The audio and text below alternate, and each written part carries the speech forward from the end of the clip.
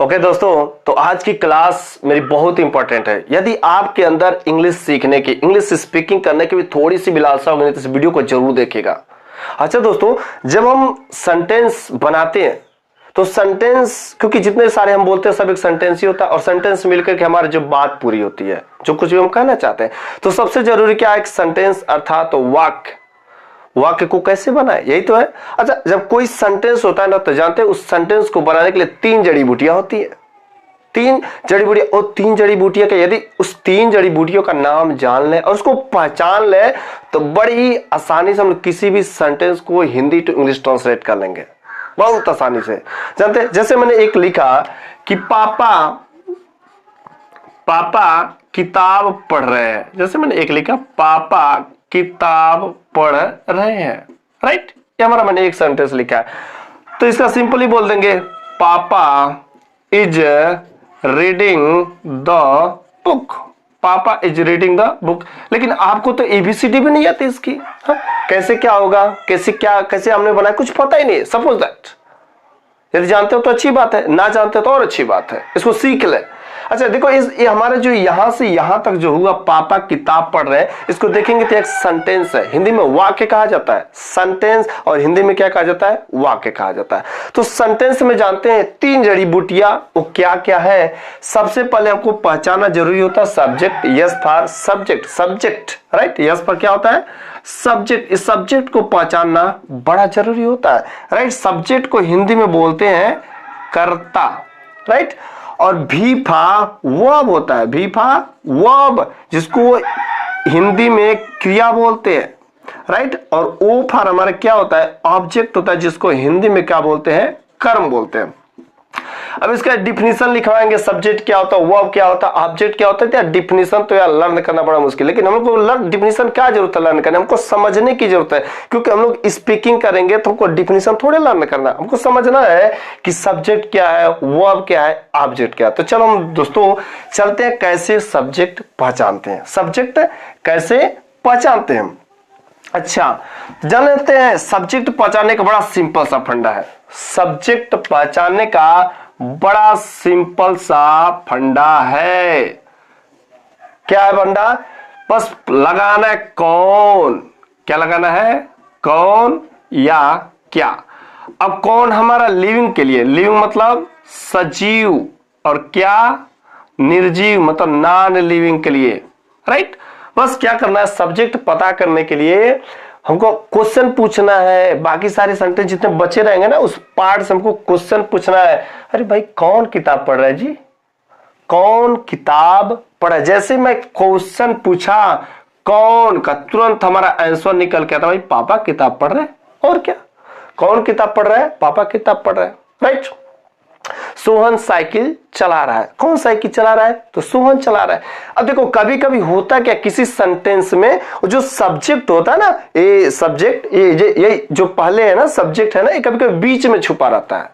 तो वहां पर पहचानना हमको मुश्किल हो जाता है, क्योंकि अधिकतर लोगों के कॉन्सेप्ट में यही रहता है, अच्छा जो पहले आता वही सब्जेक्ट होता है। हाँ, यही होता है, जो पहले आया सब्जेक्ट हो। लेकिन नहीं, कभी कभी होता क्या है ना, सेंटेंस का जो सब्जेक्ट होता है ना, सेंटेंस के बीच में भी छुपा रहता है, सेंटेंस के बीच में भी छुपा रहता है। जैसे इसी को उलट के लिख देते हैं, घर पर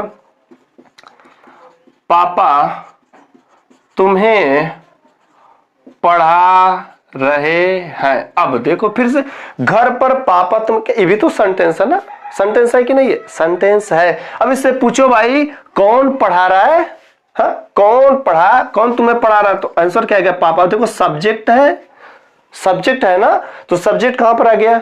बीच में है। तो कभी कभी होता क्या, किसी सेंटेंस में सब्जेक्ट हमारा बीच में भी छुपा रहता है। तो सेंटेंस को सब्जेक्ट निकालने के लिए ना तो क्वेश्चन पूछो कौन। जैसे क्वेश्चन पूछेंगे ना कौन, ऑटोमेटिक हमारा सब्जेक्ट खुद निकल के बाहर आ जाएगा, राइट।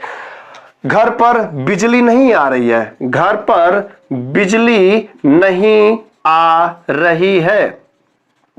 इससे पूछो कौन नहीं आ रही जी, कौन नहीं आ रहे, तुरंत आंसर निकल के आ जाता है कौन, बिजली। अच्छा देखो कौन नहीं आ रहे, बिजली नहीं आ रहे। कभी कभी अच्छा नॉन लिविंग के लिए, निर्जीव के लिए यदि हम क्वेश्चन करते, अच्छा पेन काला है, पेन काला है, तो इससे पूछो कौन काला है या क्या काला है, तो यहां पर हमारा आंसर निकल के आता है पेन।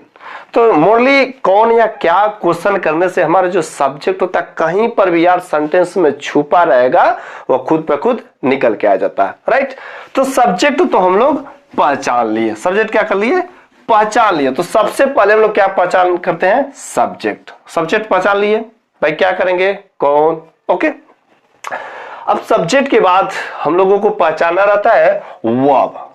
सब्जेक्ट के बाद वर्ब। यदि सब्जेक्ट पहचान लिए और वर्ब पहचान लिए तो सब जो सेंटेंस का आधा खेल खत्म, आधा से ऊपर का भी खेल, क्योंकि वर्ब को जानते हो, वर्ब को किसी सेंटेंस का हार्ट कहा जाता है, दिल कहा जाता है, राइट।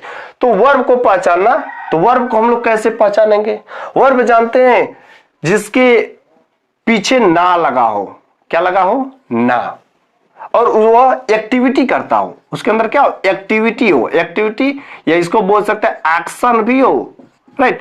अब जैसे एग्जांपल में क्या देख सकते हैं, खाना, पीना, जाना, सोना, देखो सब में ना लगा है ना। और देखो एक खाना एक एक्टिविटी, एक काम कर रहे ना, एक एक्टिविटी है, पीना, पीना एक एक्टिविटी है, जाना मतलब ये जाना एक एक्टिविटी, सोना ये भी एक एक्टिविटी है। लेकिन एक छोटा सा बच्चा बोला नाना नाना, अब बता ये नाना नाना, इसमें भी तो ना लगा, एक एक्टिविटी का नहीं। खाना, दाना एक्टिविटी है क्या, दाना नहीं, ये भी एक्टिविटी नहीं, एक्टिविटी होनी चाहिए। जब एक्टिविटी होगा वही हमारा वर्ब होता है, नहीं तो वर्ब नहीं होता है, राइट। तो पापा किताब पढ़ रहे हैं, बताओ, पढ़ना, पढ़ना की क्या है, एक्टिविटी है, पढ़ना हमारा क्या है, एक्टिविटी है। अब रह गई बात वर्ब में दो लोग होते हैं, वर्ब में दो लोग होते हैं, हाँ? एक बाप था, उसके दो लड़के, एक टेलू दूसरा मटेलू, वैसे वर्ब के भी मान के चलते दो। एक होता हमारा हेल्पिंग वर्ब, एक हमारा क्या होता है, हेल्पिंग वर्ब, और दूसरा हम लोग बोल सकते हैं मेन वर्ब, बोल सकते हैं एक्शन वर्ब, राइट, जिसमें एक्शन होता है। हेल्पिंग वर्ब में क्या क्या होता है, इज, एम, आर, वाच, वर, और इसमें क्या हमारा होता है, खाना पीना, हाँ मतलब ईट, फिर से ड्रिंक, ईट, ड्रिंक, गो, कम, ये सब हमारे एक्शन वाले हैं, राइट। अब देखो कहीं कहीं पर हमको डायरेक्ट मेन वर्ब से काम चल जाते हैं, और कभी कभी ये हेल्पिंग वर्ब जो है ना बिना इसके सहायता का नहीं बनते हैं, ये जहां पर रहेगा ना तो यूज आएंगे। तो हम लोग कुछ एग्जाम्पल को समझते हैं। जैसे सबसे पहले सब्जेक्ट लिखा जाता है, उसके बाद क्या लिखेंगे, वर्ब, सब्जेक्ट वर्ब। अब जैसे देखो पापा किताब पढ़ रहे हैं। अब भाई कौन पढ़ रहा है, कौन पढ़ रहा है, पूछो, सब्जेक्ट हो गया। पापा क्या कर रहे हैं, पूछो ना, पापा क्या कर रहे हैं, है? पापा क्या कर रहे हैं भाई, तो पापा पढ़, इनका एक्टिविटी क्या है, पढ़ना, इतने से हमारा क्या होगा, वर्ब हो गया, राइट। अब तो सबसे पहले लिखता है पापा, राइट, और उसके बाद सब्जेक्ट के बाद क्या लिखना है, वर्ब लिखना है, क्योंकि ये हमारा रूल है इंग्लिश का, सबसे पहले subject then verb, subject verb, subject verb, subject, एकदम रट लो, सब्जेक्ट वर्ब। तो सब्जेक्ट लिखा पापा, और पापा ये किए तो इज लगाएंगे, और इज रीडिंग, पापा इज रीडिंग। अब देखो ये दोनों हमारा वर्ब ही है, तो ये हमारा जो पहले होता है यह हेल्पिंग वर्ब है, और ये हमारा क्या है, मेन वर्ब बोलते हैं। तो पापा इज रीडिंग मतलब ये सब्जेक्ट हो गया, ये हमारा वर्ब हो गया। अच्छा, पापा क्या पढ़ रहे हैं, पूछो, पापा क्या पढ़ रहे हैं, तो पापा इज रीडिंग द बुक, पापा इज रीडिंग द बुक। पापा का एक्शन क्या हो गया, पापा का एक्टिविटी क्या हो गया, पढ़ना हो गया, हाँ? पापा की एक्टिविटी क्या है भाई, पढ़ना। अच्छा उनसे पूछो क्या पढ़ रहे हैं, तो किताब पढ़ रहे हैं। तो सब्जेक्ट वर्ब, और यह हमारा जो लास्ट में बचता है यही हमारा क्या होता है, ऑब्जेक्ट होता है। क्या होता है, ऑब्जेक्ट होता है। अब देखो जैसे हमने वर्ब बताया दो है, हेल्पिंग वर्ब, मेन वर्ब, वैसे हमारे ऑब्जेक्ट में भी दो है। ऑब्जेक्ट में हमारे क्या है, दो है। तो ऑब्जेक्ट में क्या होता है, दो है, एक को बोलते हैं डायरेक्ट ऑब्जेक्ट और दूसरे को बोलते हैं indirect object. Direct object and indirect object. अब डायरेक्ट क्या होता है भाई, डायरेक्ट मतलब क्या होता है, किसी को डायरेक्टली कुछ बोल दे, घुमा फिरा के ना बात बोलो, सीधे मैं बोल दूं ना कि राम एक चोर है, तो राम को मैंने डायरेक्टली बोल दिया, सीधे धड़ाक से लगा उसको, राम एक चोर है, बेचारा भले ना चोरी किया हो, राम उसका नाम लेकर सच्चा तो बोल दिया। लेकिन यदि मैं किसी को सिंपली ऐसे बोलते, बुझौनी खिलाना जैसे बोलते हैं, वह एक चोर है, वो एक चोर अब कहा कि तुमने हमको कहा, तो वहां पर बोल सकते हैं मैंने तेरा नाम लिया, मैंने कुछ किया क्या? नहीं ना। जब नाम नहीं लेते हैं तो वो हमारा इनडायरेक्टली हो जाता है। हम कह रहे हैं तुम एक चोर हो, लेकिन यहां पर क्या मैंने नाम लिया क्या? नहीं लिया ना। तो जब नाम वहां पर जब साक्षात नेम नहीं होता, वह इनडायरेक्टली रूप से आपको कहा जा रहा है, आपका क्योंकि नाम नहीं लिया गया।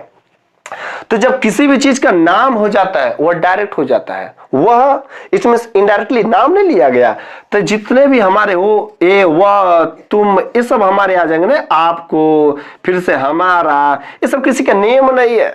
जब नेम नहीं है तो हमारा इनडायरेक्ट होता है, और जब नेम आ जाता है तो डायरेक्ट हो जाता है। राइट। अच्छा, डायरेक्ट को पहचानने के लिए हम लोग एक चीज याद रखेंगे, डायरेक्ट ऑब्जेक्ट को क्या क्या क्या क्या क्या करेंगे जब क्या, और इनडायरेक्ट को पहचानने के लिए किसे किसे किसे करेंगे, क्या करेंगे, किसे करेंगे। राइट। अब जैसे इसी को बता दे रहे, पापा किताब पढ़ा रहे हैं, तो बोलेंगे पापा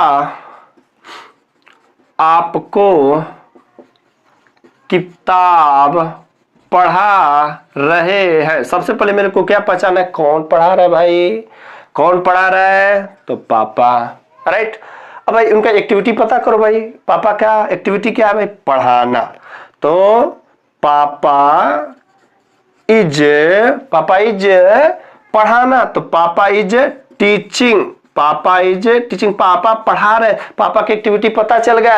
ये देखो ये हमारा हेल्पिंग वर्ब है और ये हमारा मेन वर्ब। देखो ये हेल्पिंग वर्ब हमेशा पहले आता है, मेन वर्ब बाद में आता है। ये चीज एकदम दिमाग में बैठा लो, कभी भी हेल्पिंग वर्ब को मेन वर्ब के बाद मत रखना। हेल्पिंग वर्ब हमेशा क्या आता है, पहले ही आता है। तो हमने रख दिया पापा इज टीचिंग, पापा पढ़ा रहे। अच्छा, आपको किताब पढ़ा रहे, पापा इज टीचिंग। अच्छा पूछो क्या पढ़ा रहे, मैंने बोला डायरेक्ट ऑब्जेक्ट को पहचानने के लिए क्या क्या क्या क्वेश्चन करना। अच्छा तो पापा क्या पढ़ा रहे हैं, तो पापा इज टीचिंग द बुक, पापा इज टीचिंग द बुक।